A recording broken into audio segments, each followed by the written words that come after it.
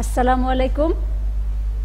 Live ক্লাসে অংশগ্রহণকারী সম্মানিত অভিভাবক ও সুপ্রিয় শিক্ষার্থীবৃন্দ, বিরামপুর আইসিটি স্কুল ও আমি তাসলিমা আক্তার প্রত্যেককে জানাই আন্তরিক শুভেচ্ছা। আশা করি আপনারা সকলেই ভালো আছেন, আমিও আপনাদের দোয়ায় ভালো আছি। আবারও লাইভ ক্লাসে সবাইকে শুভেচ্ছা জানাচ্ছি। আমরা ইতিমধ্যে বেশ কয়েকটি ক্লাস নিয়েছি। তো প্রিয় শিক্ষার্থীরা, তোমরা প্রতিদিন ক্লাসগুলো দেখবে। তো আজকে আমি তোমাদের সামনে আলোচনা করব ষষ্ঠ শ্রেণীর চারুপাঠ থেকে বাঁচতে দাও কবিতাটি। লিখেছেন শামসুর রহমান। আমরা দেখো, উনি হচ্ছেন শামসুর রহমান। উনি বাঁচতে দাও কবিতাটি লিখেছেন। তো আগে আমরা লেখক সম্পর্কে জেনে নেই। জন্ম হচ্ছে 1929 সালে। উনি ঢাকায় জন্মগ্রহণ করেন। ওনার পেশা সাংবাদিকতা। মর্নিং নিউজ, রেডিও বাংলাদেশ, দৈনিক গণশক্তি ইত্যাদি পত্রিকায় সাংবাদিকতা করেছেন।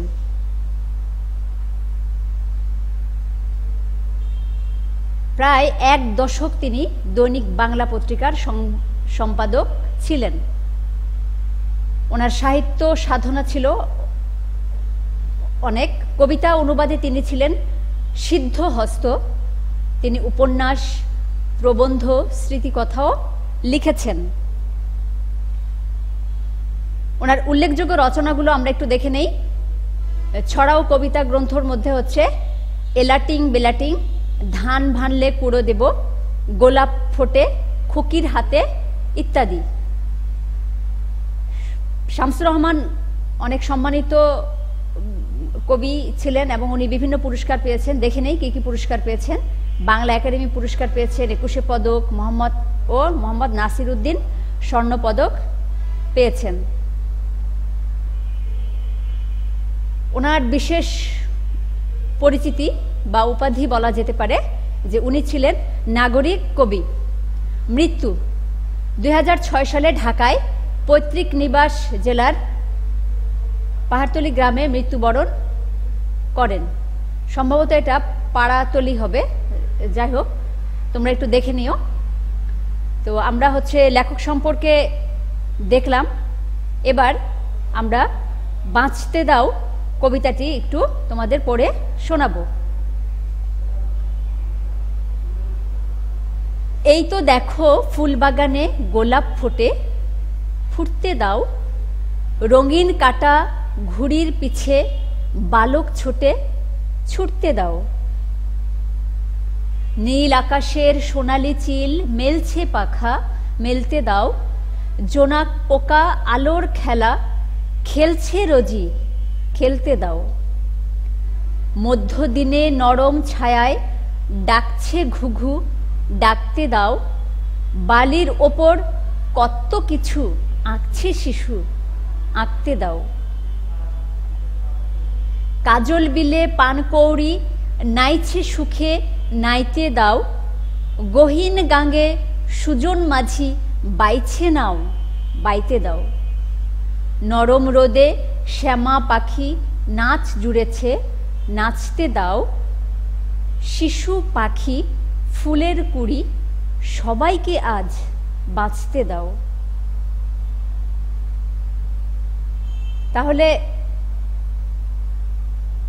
প্রিয় শিক্ষার্থীরা, আমরা বাঁচতে দাও কবিতাটির আংশিক পড়ে শোনালাম। আমি তোমাদের পুরোটা পড়ে শোনাইনি, তোমরা বাকিটা বাসায় পড়ে নিবে। এখন বাঁচতে দাও কবিতার শব্দার্থ ও টিকা নিয়ে আলোচনা করব। চলো দেখে নেই কি কি আছে। রঙিন কাটা ঘুড়ি। রঙিন কাটা ঘুড়ি হচ্ছে ঘুড়ি উড়িয়ে কাটাকাটির লড়াইয়ে সুতো কেটে যাওয়া রঙিন ঘুড়ি। তাহলে রঙিন কাটা ঘুড়িটা কি বোঝায়?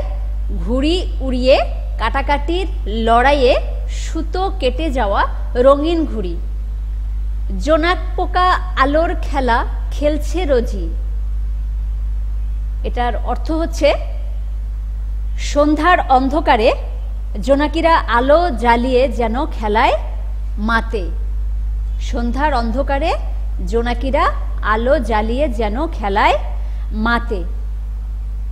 তারপরের শব্দটা দেখে দেই শব্দার্থটা। সবাইকে আজ বাঁচতে দাও। প্রকৃতি কেবল মানুষের বসবাসের জায়গা নয়, গাছপালা পশু পাখি সকলেরই আছে বাঁচার সমান অধিকার। তা না হলে মানুষের অস্তিত্ব হুমকির মুখে পড়বে। এই শব্দের অর্থটা হচ্ছে, আমরা আরেকবার একটু দেখে নেই, যে সবাইকে আজ বাঁচতে দাও। এটা হচ্ছে প্রকৃতি কেবল মানুষের বসবাসের জায়গা নয়, গাছপালা পশু পাখি সকলেরই আছে বাঁচার সমান অধিকার। তা না হলে মানুষের অস্তিত্ব হুমকির মুখে পড়বে। পানকৌড়ি, পানকৌড়ি হচ্ছে কালো রঙের হাঁস। পানকৌড়ি শব্দের অর্থ কালো রঙের হাঁস। জাতীয় মাছ, জাতীয় মাছ এখানে হচ্ছে জাতীয় মাছ বলতে শিকারী পাখি। নাইতে, নাইতে হচ্ছে গোসল করতে বা স্নান করতে। এরপর দেখো গহীন শব্দটি। গহীন শব্দের অর্থ হচ্ছে গভীর, অতল বা স্নান করতে। গাঙ্গে, নদীতে।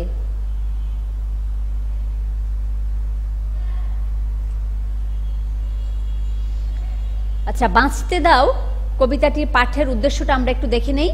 দেখো কি আছে, প্রকৃতি ও পরিবেশ সংরক্ষণের গুরুত্ব তুলে ধরা। তার মানে হচ্ছে বাঁচতে দাও কবিতাটির পাঠের উদ্দেশ্য হচ্ছে প্রকৃতি ও পরিবেশ সংরক্ষণের গুরুত্ব তুলে ধরা বা তুলে ধরেছেন লেখক। তোমাদের সামনে বিষয়টি তুলে ধরেছেন। এবার আমরা চলে যাব পাঠ পরিচিতিতে। প্রকৃতি ও পরিবেশ মানুষের বেঁচে থাকার প্রধান আশ্রয়। আবার একটু পড়ে শোনাচ্ছি, মনোযোগ দিয়ে শোনো। প্রকৃতি ও পরিবেশ মানুষের বেঁচে থাকার প্রধান আশ্রয়। মানুষ ও প্রকৃতি পরিবেশের অংশ। মানুষ ও প্রকৃতি পরিবেশের অংশ, কিন্তু মানুষের হাতেই দিন দিন এগুলো ধ্বংস হয়ে যাচ্ছে। ফলে বিপন্ন হচ্ছে মানুষ ও প্রাণীদের জীবন। ফলে বিপন্ন হচ্ছে মানুষ ও প্রাণীদের জীবন। আমাদের চারপাশ যদি সজীব ও সুন্দর না হয় তাহলে বেঁচে থাকার আনন্দই বৃথা হয়ে যাবে। তাহলে কি, আমাদের চারপাশ যদি সজীব ও সুন্দর না হয় তাহলে বেঁচে থাকার আনন্দই বৃথা হয়ে যাবে। কবি শামসুর রহমান বাঁচতে দাও কবিতার প্রকৃতি, পরিবেশ ও প্রাণী জগতের সুস্থ ও স্বাভাবিক বিকাশের কথা বলেছেন। একটি শিশুর বেড়ে ওঠার সঙ্গে তার চারপাশের সুস্থ পরিবেশের সম্পর্ক রয়েছে। তাহলে একটি শিশুর বেড়ে ওঠার সঙ্গে তার চারপাশের সুস্থ পরিবেশের সম্পর্ক রয়েছে। যদি পৃথিবীতে ফুল না থাকে, পাখি না থাকে, সবুজ ধ্বংস হয়ে যায়, তাহলে শিশুর স্বাভাবিক বিকাশ বাধাগ্রস্ত হবে। কবিতায় এই সব প্রতিকূলতাকে জয় করার কথাই সুন্দর করে তুলে ধরা হয়েছে। তাহলে প্রিয় শিক্ষার্থীরা, পাঠ পরিচিতিটা আমরা পড়ে নিলাম। এখন চলো আমরা জ্ঞানমূলক প্রশ্নগুলো একবার দেখে নেই। 1 নম্বর প্রশ্ন, প্রতিদিন কে আলোর খেলা খেলছে? প্রশ্ন 2, সুজন মাঝি কোথায় নৌকা বাইছে? প্রশ্ন 3, পানকৌড়ি কোথায় নাইছে? আমি আবার বলছি, তোমরা খাতা কলম বের করে লিখে নাও। 1, প্রতিদিন কে আলোর খেলা খেলছে? 2, সুজন মাঝি কোথায় নৌকা বাইছে? 3, পানকৌড়ি কোথায় নাইছে? 4 নম্বর প্রশ্ন, নীল আকাশে কে পাখা মেলছে? 5 নম্বর, কবির দেখা ফুল বাগানে কি ফুল ফোটে? 6 নাম্বার, বালক কিসের পেছনে ছোটে? 7 নাম্বার, মধ্যদিনে নরম ছায়ায় কোন পাখি ডাকে?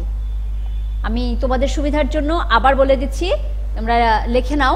4 নাম্বার প্রশ্ন, নীল আকাশে কে পাখা মেলছে? 5 নাম্বার প্রশ্ন, কবির দেখা ফুল বাগানে কি ফুল ফোটে? 6 নাম্বার প্রশ্ন, বালক কিসের পেছনে ছোটে? প্রশ্ন 7, মধ্যদিনে নরম ছায়ায় কোন পাখি ডাকে? 8, নরম রোদে নাচ জুড়েছে কে? 9, গহীন শব্দটির অর্থ কি? 10, পানকৌড়ি কি? 11, মানুষের বেঁচে থাকার প্রধান আশ্রয় কি? 12, শামসুর রহমান পেশায় কি ছিলেন? আমি আবার পড়ে শোনাচ্ছি তোমাদের সুবিধার জন্য। প্রশ্ন 8, নরম রোদে নাচ জুড়েছে কে? 9 নম্বর প্রশ্ন, গহীন শব্দটির অর্থ কি? 10, পানকৌড়ি কি? 11, মানুষের বেঁচে থাকার প্রধান আশ্রয় কি? 12, শামসুর রহমান পেশায় কি ছিলেন? এবার চলে যাচ্ছি পরবর্তী প্রশ্নে। প্রশ্ন 13 দেখো, শামসুর রহমান পেশায় কি ছিলেন? 14, কবি শামসুর রহমানের পৈতৃক নিবাস কোথায়? 15, শামসুর রহমান কোন পত্রিকার সম্পাদক ছিলেন? 16, শামসুর রহমান কবে মৃত্যুবরণ করেন? আবার বলছি শোনো, শামসুর রহমান পেশায় কি ছিলেন? কবি শামসুর রহমানের পৈতৃক নিবাস কোথায়? শামসুর রহমান কোন পত্রিকার সম্পাদক ছিলেন? এটা হচ্ছে সম্ভবত শেষ প্রশ্ন, শামসুর রহমান কবে মৃত্যুবরণ করেন? তাহলে আমরা জ্ঞানমূলক প্রশ্নগুলো দেখে নিলাম। এবার আমরা দেখে নিব অনুধাবনমূলক প্রশ্নে। দেখো 1 নম্বর প্রশ্ন, সোনালী চিল ও জোনাকি পোকাকে কবি কি রূপে দেখতে চেয়েছেন? সোনালী চিল ও জোনাকি পোকাকে কবি কি রূপে দেখতে চেয়েছেন? প্রশ্ন 2, জোনাক পোকা কিভাবে আলোর খেলা খেলছে? প্রশ্ন 2, জোনাক পোকা কিভাবে আলোর খেলা খেলছে? প্রশ্ন 3, বালির ওপর কত কিছু আঁকছে শিশু, এ লাইনটির ব্যাখ্যা দাও। আবার পড়ে শোনাচ্ছি, সোনালী চিল ও জোনাকি পোকাকে কবি কি রূপে দেখতে চেয়েছেন? 2 নাম্বার, জোনাক পোকা কিভাবে আলোর খেলা খেলছে? 3 নাম্বার প্রশ্ন, বালির ওপর কত কিছু আঁকছে শিশু, এই লাইনটির ব্যাখ্যা দাও। 4, ফুটতে দাও ছুটতে দাও, এই কথাগুলো দ্বারা কবি কি বোঝাতে চেয়েছেন? প্রশ্ন 5, সবাইকে আজ বাঁচতে দাও বলতে কি বোঝানো হয়েছে? প্রশ্ন 6, আমাদের বেঁচে থাকার আনন্দ বৃথা হয়ে যাবে কেন? আমি তোমাদের সুবিধার জন্য আরো একবার পড়ে শোনাচ্ছি। দেখো প্রশ্ন 4, ফুটতে দাও ছুটতে দাও, এই কথাগুলো দ্বারা কবি কি বোঝাতে চেয়েছেন? প্রশ্ন 5, সবাইকে আজ বাঁচতে দাও বলতে কি বোঝানো হয়েছে? প্রশ্ন 6, আমাদের বেঁচে থাকার আনন্দ বৃথা হয়ে যাবে কেন? প্রশ্ন 7, শিশু পাখি ফুলের কুড়ি, সবাইকে আজ বাঁচতে দাও, এটা হচ্ছে সম্ভবত এটার ব্যাখ্যা এখানে লেখা হয়নি, যে এটা হবে কি, যে ব্যাখ্যা করো, মানে এই লাইনটির ব্যাখ্যা করো। শিশু পাখি ফুলের কুড়ি, সবাইকে আজ বাঁচতে দাও, এই লাইনটির ব্যাখ্যা দিতে বলছে, এই লাইনটির ব্যাখ্যা দাও। 8, কাজল বিলে পানকৌড়িকে নাইতে দেওয়ার আহ্বান দ্বারা কবি কি বোঝাতে চেয়েছেন? 8 নম্বর প্রশ্ন আবার পড়ে শোনাচ্ছি, কাজল বিলে পানকৌড়িকে নাইতে দেওয়ার আহ্বান দ্বারা কবি কি বোঝাতে চেয়েছেন? আশা করি তোমরা প্রত্যেকে প্রশ্নগুলো লিখে নিয়েছো। আমাদের হচ্ছে প্রতিদিনই আমি তোমাদের সামনে ষষ্ঠ এবং সপ্তম শ্রেণীর বাংলা বিষয় নিয়ে আলোচনা করি। আমাদের ক্লাসগুলো কেবল টিভিতে দেখতে চোখ রাখবে। আর্মি কেবল টিভি প্রতিদিন 7:30 থেকে 10টা পর্যন্ত, প্রতিদিন 7:30 থেকে 10টা। এছাড়াও আমাদের ওয়েবসাইটের হচ্ছে www.bictschol.com। এছাড়া আমাদের Facebook page www.facebook.com Birampur ICT school. এছাড়া আমাদের YouTube channel www.youtube.com Birampur ICT school. তাহলে প্রিয় শিক্ষার্থীরা, আজকে আমি বাঁচতে দাও, 6ষ্ঠ শ্রেণীর বাঁচতে দাও কবিতাটি আলোচনা করলাম। তোমরা হচ্ছে প্রত্যেকেই বাসায় ভালো করে কবিতাটি পড়ে নেবে, তারপর হচ্ছে শব্দার্থগুলো একদম ভালো করে দেখে নেবে, পাঠ পরিচিতিটা মুখস্থ করে নেবে বা ভালো করে বুঝে পড়বে, তাহলেই এই প্রশ্নের উত্তরগুলো তোমরা দিতে পারবে। তোমাদের আবারও বলছি যে আমাদের যতদিন পর্যন্ত এই করোনার ক্রান্তিকাল চলবে ততদিন আমাদের আসলে এভাবেই ক্লাস নিতে হবে। তোমরা আবার যখন দেখা হবে তখন আমরা সরাসরি ক্লাস নিতে পারবো। তো ঠিক আছে, তোমরা সকলেই ভালো থাকো, সুস্থ থাকো এবং নিরাপদে থাকো, বাসায় মন দিয়ে পড়াশোনা করো। আজ এ পর্যন্তই। আল্লাহ হাফেজ।